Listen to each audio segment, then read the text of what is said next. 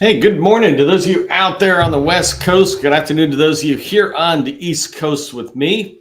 I'm excited to get started. Happy Wednesday.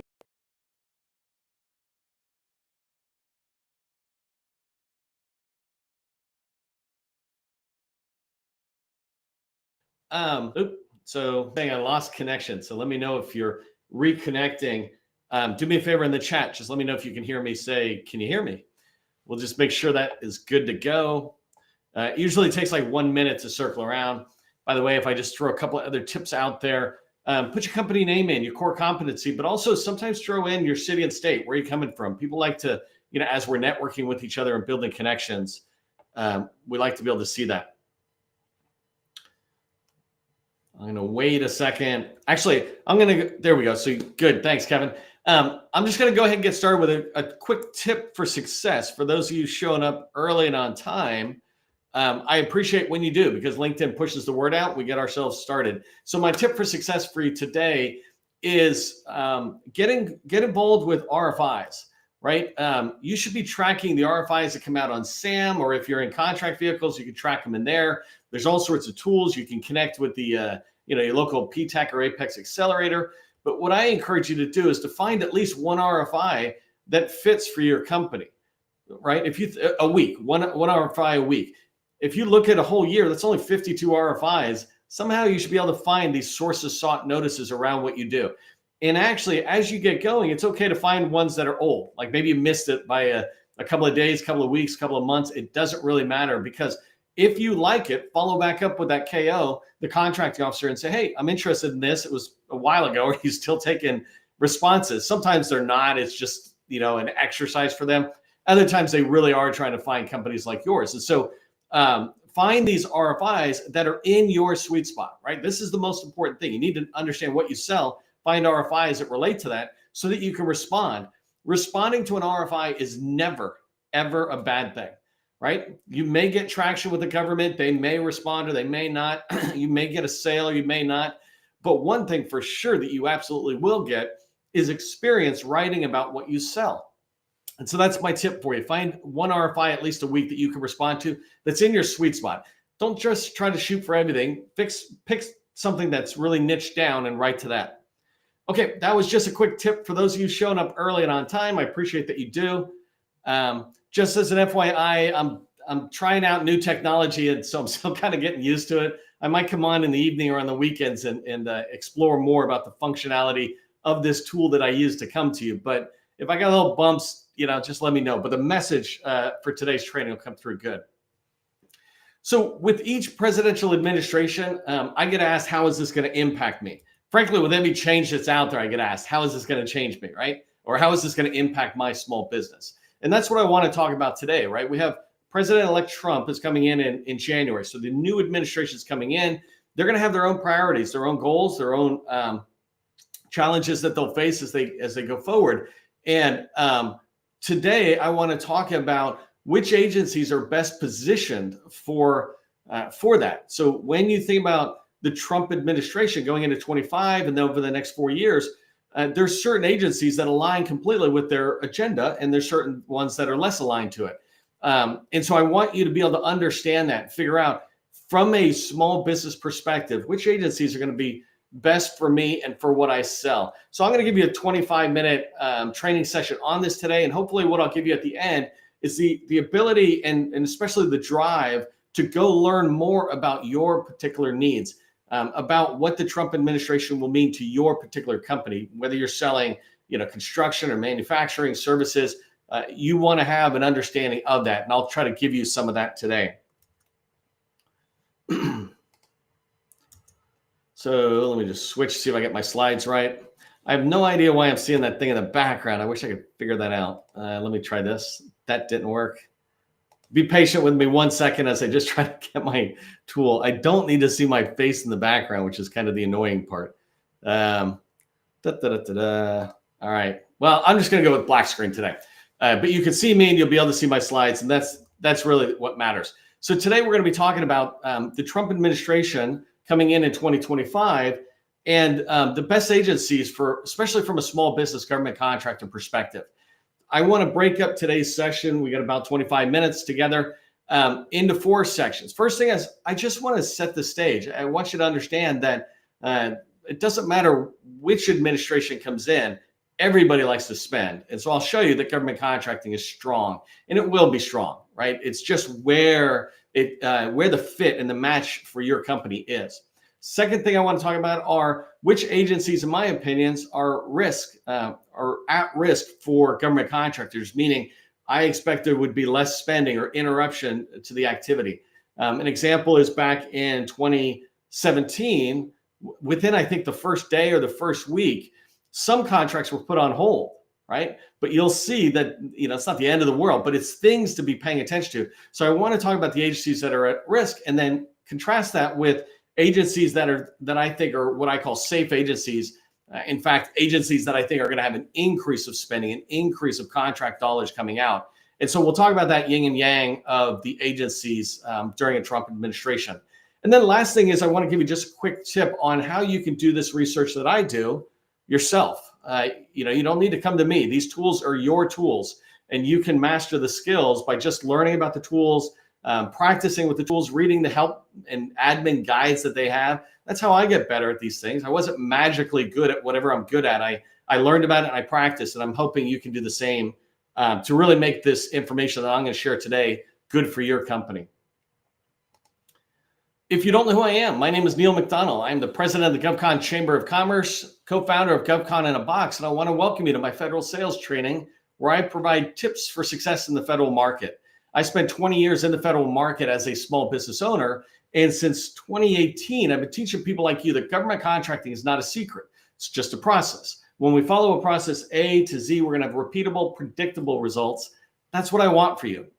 It's what we're going to be able to do when it comes to researching agencies like we're doing right now. That's a predictable activity in the 7-step process I teach, research, right? And research is a predictable thing. It leads you to understanding the agency.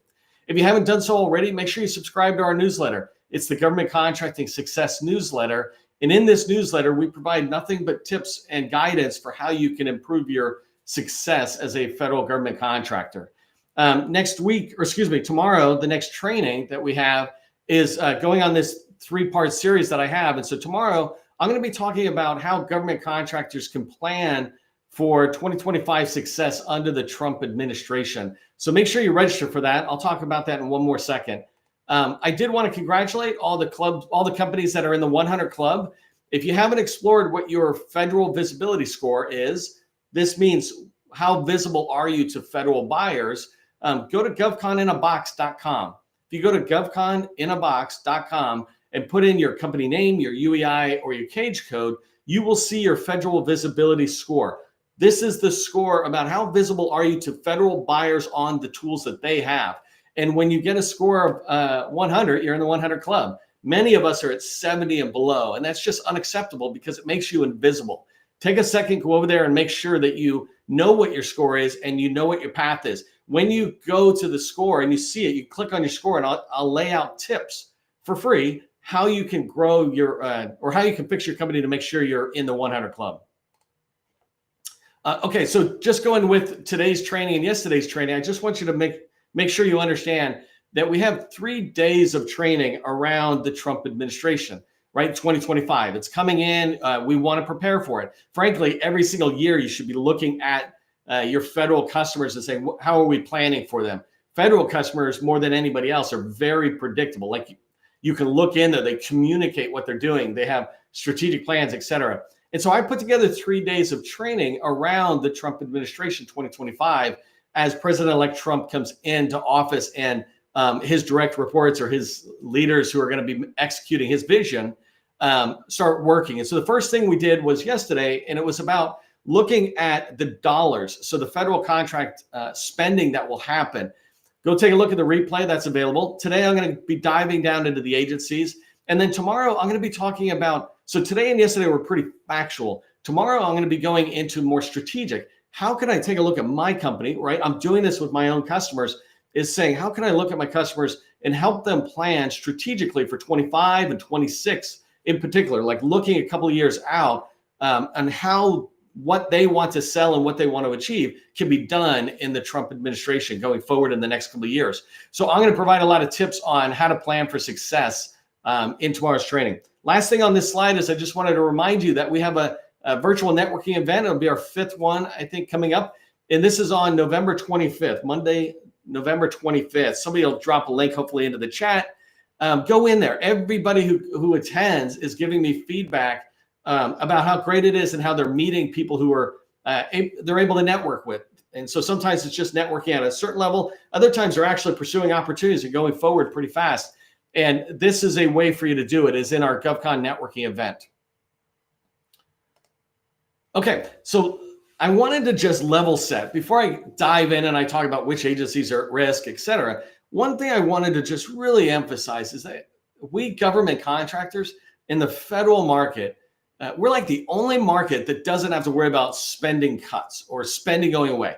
Certain agencies for sure, and I'll talk about that in a minute, have that. But if you can see right here, and let me see if I can turn the camera off.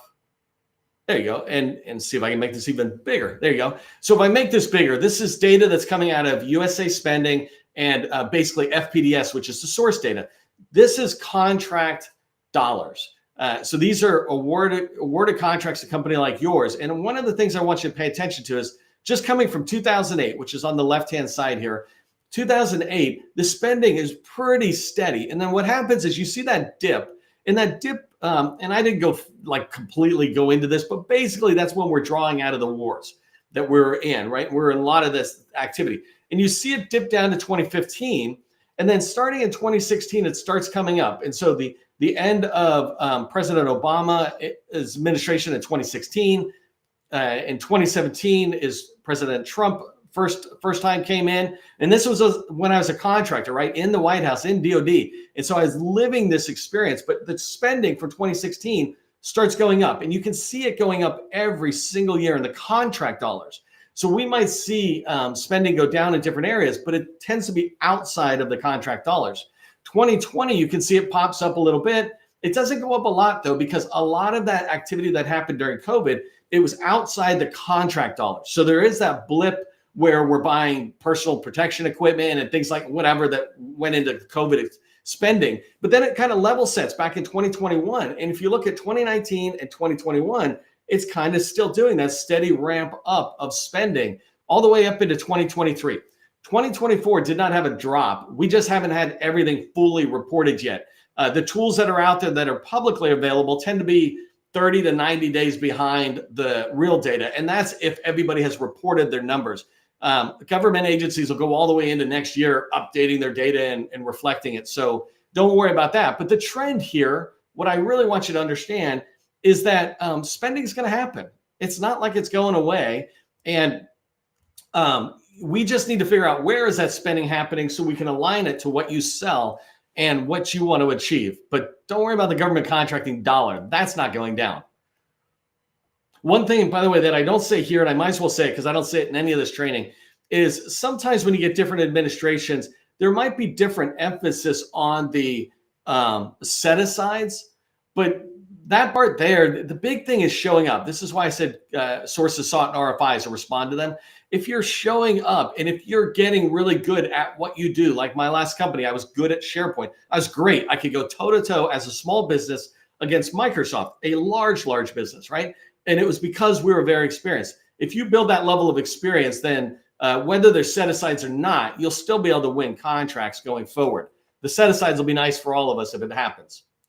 Okay, so let's talk about some agencies that I think are at risk. I don't want to suggest that I'm speaking with any factual data where I go, hey, President-elect Trump has said this agency is gone or something. But there are some reasonings, right? It's not like I'm just guessing. These are educated estimates of which agencies are at risk, starting with Department of Education, right? First off, they already have on the books for 2025 like a 14% cut, the idea of trying to cut the budget. But there's also stated discussion in the Trump administration about just completely eliminating Department of Education. I am not here in this training or any training to talk about different opinions about this. I look at it as a factual thing, is that if I'm looking at my own business or my customers, I'm like, man, that Department of Education, I don't know if I want to invest a lot of energy for business development and capture in there if they're at risk of really being gutted, right? Whether that happens or not is a totally different story, but that's one. Next one that goes right with it is EPA. So the Environmental Protection Agency, there's all sorts of gutting that is happening. A lot of stuff that happened in the first Trump administration, and that talks about it again. One thing that I really want to encourage you, and I'll show you again in a few slides on how to do it, but I really want you to go look at the data, because before I looked at the data and I just went on what was being discussed by President-elect Trump and the people in his administration, I was really thinking, oh, they're just completely gutted. But when I went and looked at the contracting dollars for the transition between President Obama into President Trump's administration, EPA never even had a dip. It kept going up steadily. I don't actually know why, and it'd be fun for me to go back, but this is what I'm saying. Go take a look at it. They are solidly on my at-risk, because it's an agency that is being communicated, hey, let's get rid of it.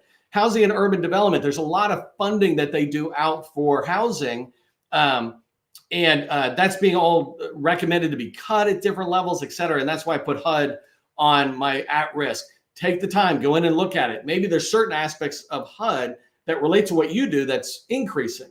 And there's other aspects, if you manage the dollars or if you help them manage grants, et cetera, that's another story. IRS is a big one. The reason IRS is on my agency at risk is because before even President-elect Trump and the Trump administration was coming in, this has been a discussion back and forth between the parties. And the idea that there was a lot of money that got allocated to the IRS. And during the Biden administration, there was a lot of hiring going on with this goal of trying to get up to 100,000 IRS employees. But that's going to probably freeze as they move forward. So this kind of back and forth between who's running IRS and the Trump administration. But very clearly, the Trump administration is communicating that they want to reduce that. And so making sure that there's stop that money that was authorized for IRS begins to go away. Again, not factual things. This is the stuff that's in discussion. And so it makes me feel like, wow, they're at risk. And if they're going to take money away from IRS agents, for example, and hiring more IRS agents, then maybe if I'm a recruiter, I'm less interested in there. Maybe if I'm in IT and I'm doing help desk support, but they're going to have less users, maybe they're cutting the contract dollars for technical support, things like that. You've got to figure out what you sell and how it aligns to these agencies. Really quickly going through some of these others, right? Department of Labor, the 2025 budget is already in discussions. It's out there, et cetera. And that budget is, the recommendation is 22% cut. And so it's this discussion going back and forth. That'll be $3 billion coming out of Department of Labor. I don't know exactly where it comes out of. I need to look at the budget to go deeper into that, right? And if I'm in labor, that's a weird way of saying that, but if I'm in the Department of Labor, right, I want to, and I already have contracts, then I want to explore that deeply. I don't want to just walk away, but I want to figure out, how do I protect it? How do I go in? That's what I'll talk about tomorrow. But if I'm not in Department of Labor or some of these other ones, right, it gives me pause. I'm like, well, why don't I go somewhere that is working? If I just do a quick sidebar, if you think about small business goals, one of the things I tell people all the time is, don't go somewhere, some agency, and try to knock on the door and say, hey, we're a woman-owned small business. You're not hitting your goals. We can help you. If they wanted to hit their goals, they would have hit it. It's not that hard. There's over 100,000 small business, women-owned small businesses, right? And they don't want to. What I recommend always is go to the agencies that are exceeding their women-owned small business goals, because they already value what women-owned small businesses or hub zones or whatever can bring to their agency's mission, right? You don't have to convince them to do set-asides. They already do it. And it's the same thing here. You know, perhaps you go to a place where they're going to be increasing spending, not reducing it. Department of Health and Human Services, HHS, they've got a 6% budget cut that's on the books for 2025. If you don't know this, the budget hasn't even been approved yet. So we're halfway through. We're almost the first quarter through, and no budget's done. And we're on something called the continuing resolution. If you're not familiar with that, it basically just kicks the bucket down for approving the budget until December 20th, I think. So that way we can have that budget discussion right around Christmas. And so we'll move forward. But in that budget, it's a cut of 6%. OSHA is another one. I just threw this in here because I know I have people in our community who have talked about they do a lot of OSHA work. If you're not familiar with it, it's I think it's like Occupational Safety Health Administration, something like that. I just call it OSHA for decades. But they're on the cutting block of 12%. I saw in Homeland Security, they're looking at FEMA that same way. And so this idea of paying attention to the agencies you're looking at and see what the administration's discussion is. You can't really change what's going to happen. You can only sit there and decide how you're going to react to it. And I want you to react to it informed. Another big one is Department of Justice. There's 3 different agencies that are all within DOJ that are all looking at cuts in the budget, right? FBI, ATF, which I used to call alcohol, tobacco, and firearms. And then the Office of U.S. Attorneys, this huge office all around the country. That'll go down. I know we've got people in this community who are supporting those agencies. And so these are at risk. Sometimes you just don't go in if you're not there. But if you're in there, again, you just figure out, how do I make sure I protect what I got and to keep growing? And then Department of State is another one. In the last Trump administration, State Department was like the first or second largest exodus of employees from the State Department because of what was happening. That gives me pause on looking at them as a customer as well, because if they're going to have reduced mission or footprint or spending around the world, then it begins to scale back into CONUS or into the United States proper. So these ones are ones that I put at risk, right? I think these are ones that I'd be very cautious or just completely avoid it out there.